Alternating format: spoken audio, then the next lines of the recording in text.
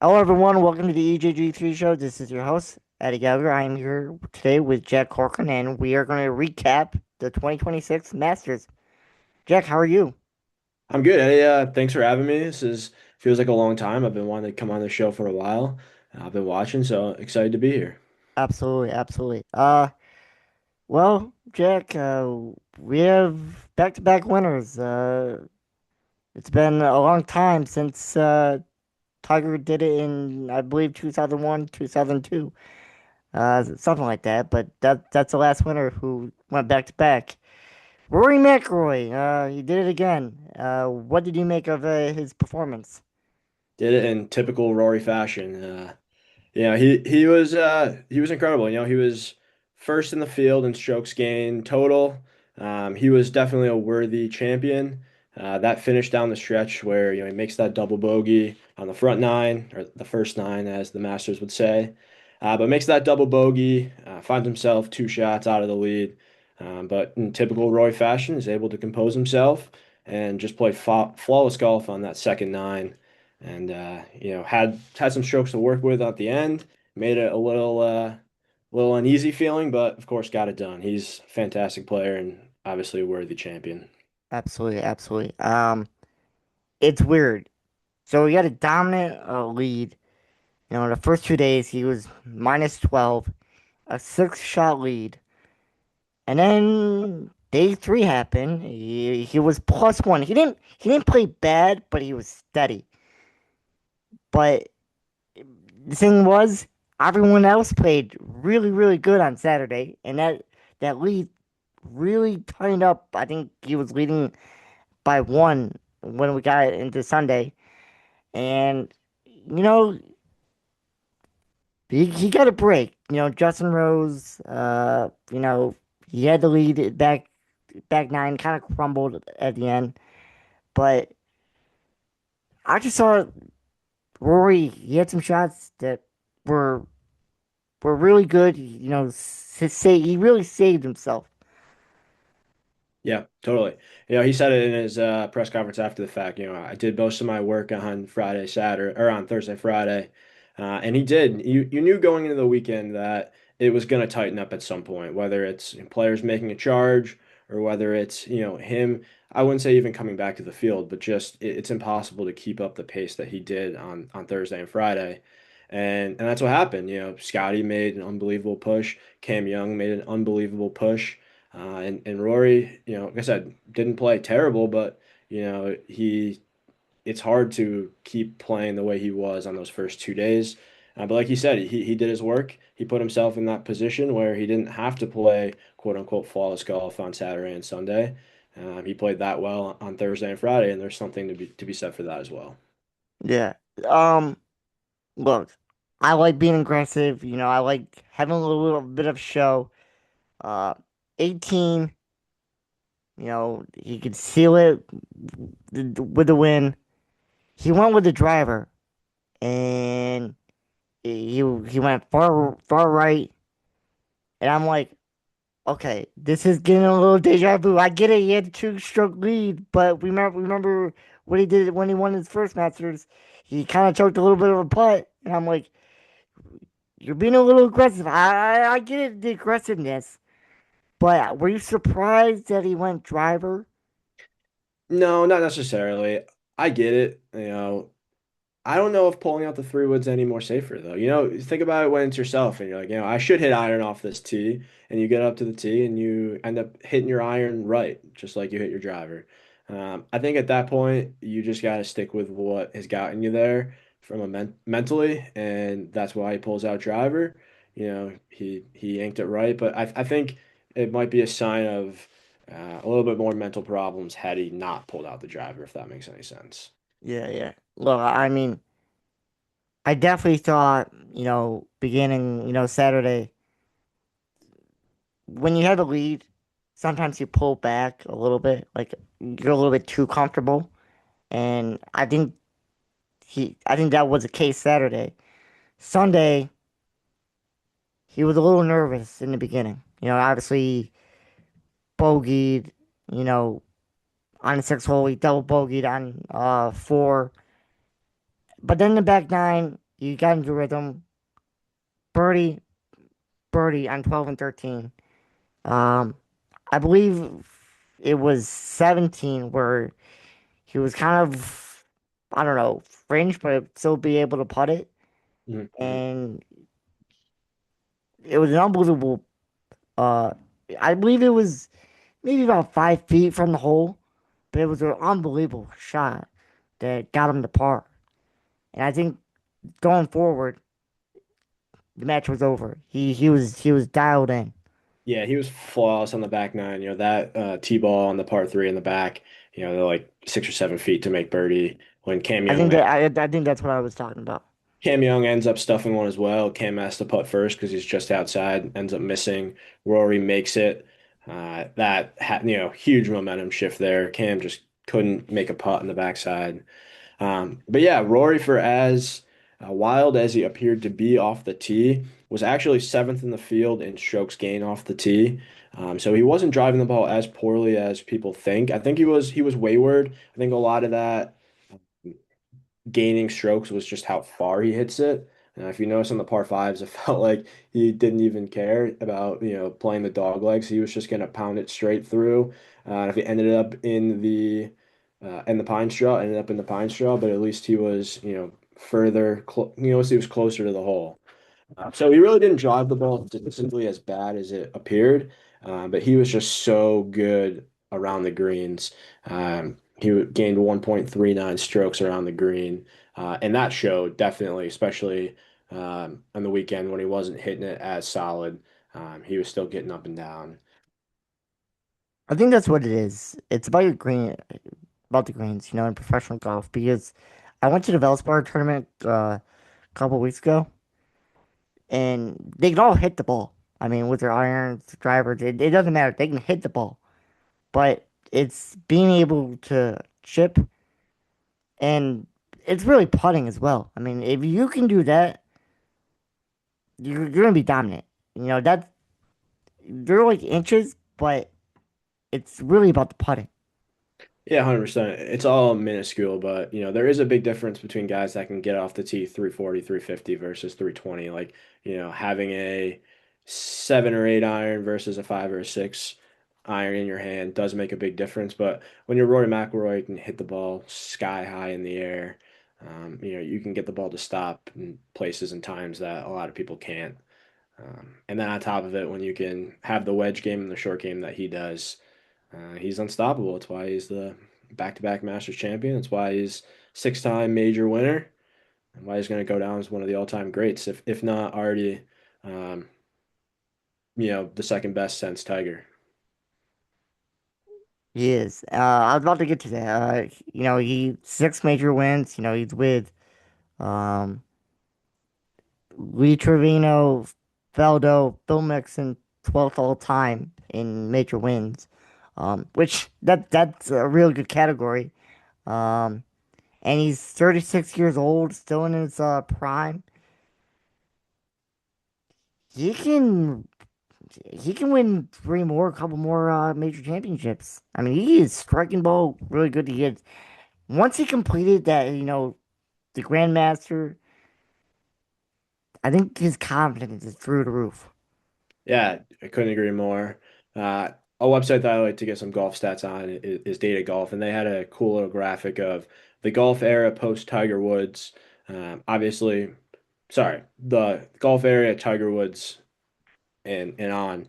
Obviously, Tiger's number one, 67 career wins, 15 majors. Um, they quantify as 2,208 data golf points. Phil Mickelson is second. He's won 39 times on the PGA. He's got six majors. He's got 1,630 data golf points, which just shows you the difference between one and two between Tiger and Phil. But, Rory's got 429 career starts. He's got 24 PGA Tour wins, 11 on the DP World Tour. He's got six majors. He's got 1,296 data golf points. So, he's only 400-ish behind Phil, with plenty of golf in his career left. So, I think it's pretty safe to say that he's gonna go down as the second best all time behind Tiger. Again, post Tiger. We're not talking about Jack, Arnie, anything pre Tiger. There's another guy that you're kind of forgetting. He played unbelievable Saturday and Sunday. If only if he played better Thursday or Friday, you might have saw a new champion, and that's Scotty Scheffler. And I tell you, he was even the first two rounds, and then he just flipped a switch. I don't know what it was, but he was possessed. He was birdieing a lot of holes. What did you make of his performance Saturday and Sunday? He didn't make a bogey on the weekend. They showed a stat when he finished his round on Sunday that he's the first player since it was World War II. It was like 1943. I can't remember the exact year to play the weekend at Augusta and not make a bogey, which is just incredible. I mean, that's Scotty Scheffler to a T. To bring back that list of golfers via data golf, Scotty Scheffler is 21st on that list with 694 points, 16 tour wins, four majors. You know, he's going to climb up that list really quick. But yeah, he's incredible. He's been number one and then the tour in strokes gained the last 3 years. Um, Not surprising at all. You saw him that far back after Friday and knew if there was one person that could make a push, it was him. Granted, Cam Young did as well. Cam Young played incredible, and his tournament shouldn't get forgotten. Um, but not shocking at all that Scotty made the push that he did. That was flawless golf. It really was, and I don't know what the mindset was for him, but it was. I would say Rory too, but it was aggressive. He was aggressive off the tees. Um, you know, he made precise putts. Um, and I believe it was 17 where he missed the putt by this much, and he just knew it. Like, oh, only if I made that putt, I have a chance. And then he knew it. He knew the match was over when he missed that putt. Yeah, that birdie from the pine straw was incredible. Like how do you do that? You just can't even explain it. Um, but yeah, I don't. Obviously he had his second child the week before. He hadn't been playing his best golf, by Scotty Scheffler standards. So he wasn't in the best form going in. But the best players shine when the lights are brightest. So no surprise that he showed up. Um, if you had a choice, who is the better golfer, Rory or Scheffler?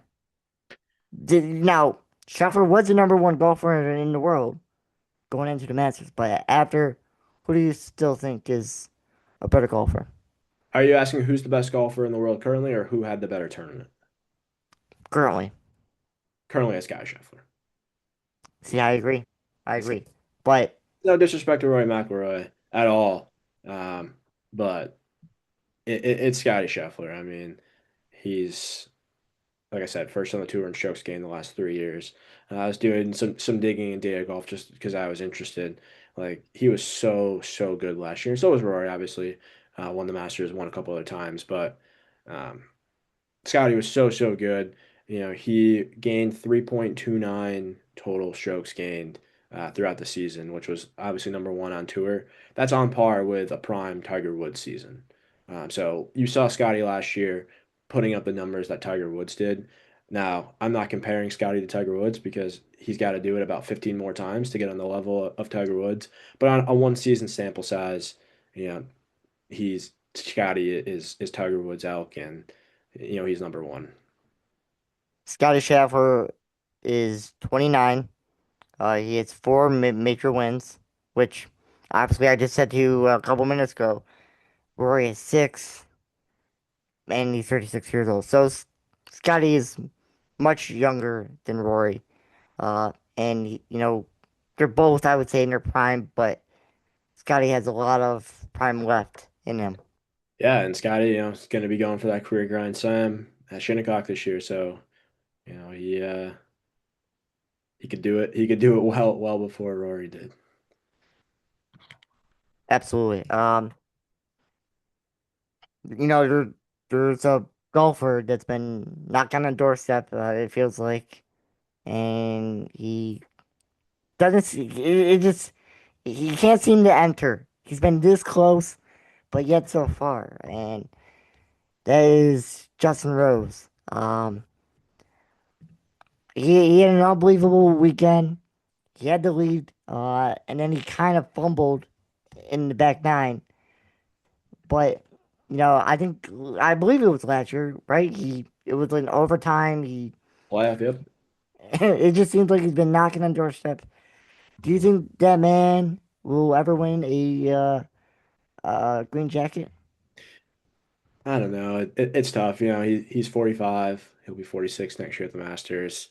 He'll probably go down as the greatest, if he doesn't get one, as the greatest, Masters player to not win one. You have to feel for it, especially, you think it might be his year. He's got a two-shot lead. All of a sudden, going into the second nine, and I wouldn't say he choked. I think to call it a choke is a little unfair to him. I would say a choke is, hitting a couple bad shots at inopportune times. He just didn't play his best golf on the backside or on the second nine. He So to call it a choke, I don't know. I think that's a little unfair. And will he ever get it? I guess he's got every bit of a chance next year to do it, but like I said, he's going to be 46. So the time's running out, but he's a fantastic player, major champion, and certainly would be one that I think everybody would be ecstatic to see him win if he ever did. Look, we said this about Rory. Will he ever win a Masters championship, a green jacket? We were wondering. He didn't until he got it last year. So look, he can silence the doubters, but like you said, he what 45, 46 years old. I mean, sometimes your body breaks down. I mean, he is a terrific golfer, but Oh yeah, he's a Hall of Famer, I like mean, major he winner, Hall of Famer. But there are a ton of great players that never win a Masters. He might just unfortunately go down as one of those guys. you know what he is? He's a consistent golfer. I mean, he only has one major win, but he's consistent. And look, that's how you make money in golf, right? I mean, if you're consistent, you can be one of the top tier golfers. But it's hard. A lot of people are just better than him. You got Rory, you got Scheffler, you got Bryce DeChambeau. I mean Is it? that is that's quite a list. And speaking of Shambo, he was brutal in the sand traps. I mean, he couldn't get out of there. Yeah, as someone I won't hide, I picked him in all my Masters pools. I put some outright bets on him. I really thought Bryson, this was the year for him. It wasn't meant to be. Some guys, it's just not their years, and this clearly was the case with Bryson. But he had all the form coming in. He's won two times on Live. Obviously was in the final pairing last year. T5 was T6 the year before. So the misconception that he can't play well at Augusta just isn't true. He's played well 2 years in a row. So. I think it's a little hindsight. It's 2020 when people clowning on him for his struggles this year, um, because he has played there well, and he knows what it takes to get around that course. So we're gonna go next year. He's probably gonna be in the top three or four favorites to win, and next year might be his year. But yeah, definitely a tough showing for him. I was disappointed to see him struggle. Yeah, yeah, no, it's trust me, a guy who's been in the sand trap for a lot.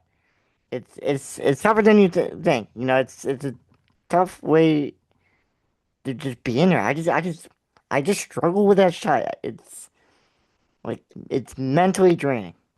Yeah, to back up your stat of him in the sand traps and around the green, he lost 1.85 strokes around the green in his two rounds. So that's just obviously not going to get it done. That's the reason why he missed the cut. Here's a golf question. A guy that's been in some, right? You competed in golf, right? You were in high school. I did play high school golf. I'm less of a competitor and more of I run the golf tournaments at this point, but It doesn't matter. You competed in golf. competitive golf, whether it's playing or working. Yeah. But what would you say is most? important shot. How do you know? Oh, okay, this is my day. What do you say? What's the most important shot? Yeah, well, in your humble opinion, on a whole, off the I tee shot, chipping, putting, how do you It's a know that tough you're question. feeling in the groove? Well, the easiest to say that the most important shot is the next one, but I mean it's a cliche and it sounds dumb, but it is true in a sense of like if you can't get off the tee, then you're not going to be able to score well in the hole. If you get off the tee but you can't hit an approach shot, you're not going to be able to score well in the hole. If you can't See, I putt, think tee shots are a little overrated. tee shots are. I mean, it depends on the type of To golfer. me, to me, to me, it's my second shot. You know, like I normally have a great first shot, second shot. I'm not a good golfer, but I like duff it. Uh, I just find like, okay, I'm not a good chipper, I'm not a great putter, but if I can have a good second shot, I'm gonna have a pretty good outing. Yeah, that's totally right. Obviously, your approach shots are extremely important. Getting off the tee is very important too. Keeping it in play. I think the courses that we play are a little bit different than obviously high level competitive golf. The rough's a little different. When the rough's 5 inches thick and you can't, you're not getting anything out of there. Hitting fairways and getting off the tee is a little bit more important than when we're playing at our local club and the rough's 2.5 inches thick. Um, but yeah, approach shots is extremely important. But that's a tough question because it's all equally important and it all goes in sync. I think when you're feeling it is when you visualize the shot in your head and whatever that is, and when you execute it, that feeling is pretty good, and that's how you can know that you're in the groove or you have it that round. Right, right. Um, is the Masters, do you think, the best major in golf? I'm a little biased. I might say U.S. Open, but I think it's Masters or the U.S. Open for sure. Yeah, you know what? The Masters, it's a first, tournament. Obviously, depending on where you live, it's like, okay, spring is here. We're going into summer. Like, nice days ahead. Like, I live in Syracuse, East Coast. Like, it's rainy, snowy, windy, in March, April. And it's just like, okay, the Masters is here. It's on. It's time to be outside, get some fresh air. You see Augusta, how beautiful, sunny. Look at those perfect greens. I, that's why I like Augusta, the Masters, the best, in my opinion. Yeah, I couldn't agree more. I mean, for some more casual golf fans, that's the sign of the start of their golf season and the start of watching golf. I couldn't agree more. I'll tune into, obviously the Players Championship was a few weeks ago. I'll tune into some other tournaments, but it does feel, obviously I'm from the Northeast as well, from Syracuse. Um, the Masters in the beginning of April is kind of that ceremonial start to the golf season for sure. So I understand where you're coming from there, Ed. Yeah, 100%. What do you make of Jordan Spieth? I mean, I I I was talking about him last year. I'm like, he literally he hasn't now he shot -5, but it seemed like when he lost that Masters, when he had a big solid lead, obviously the 13th hole, it seemed like he fell off a cliff a little bit, in my humble opinion. He hasn't rose to being a contender, and it's just been a while, in my humble opinion. Yeah, Jordan Spieth, it's not a sign of winning too much too early, but I think he maybe gets some unfair criticism for just how good he was so early on, and just a sign that it's hard to be at the top and stay at the top. He's played some good golf in the last few years. He's won. Um, I believe it was last year or 2 years ago when he won. So he's playing good golf. Who knows? He's one tournament away from a career Grand Slam as well. Um, I believe our PGA championships he needs. And so that would be a fantastic story as Spieth, 7, 8 years later, however long it's been since he's won a major to get another one. But yeah, it just proves that it's so hard to get to the top and stay at the top and be successful in professional golf.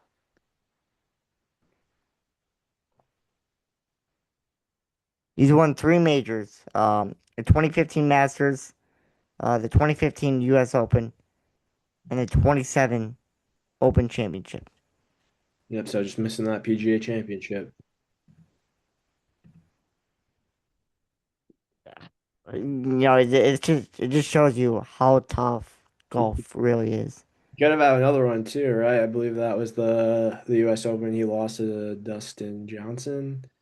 Don't fact check me there, but that was a tough one. He missed that short putt. Um, Yeah, no, for sure. You know, just kind of wrapping up my final thoughts. Rory winning back to back.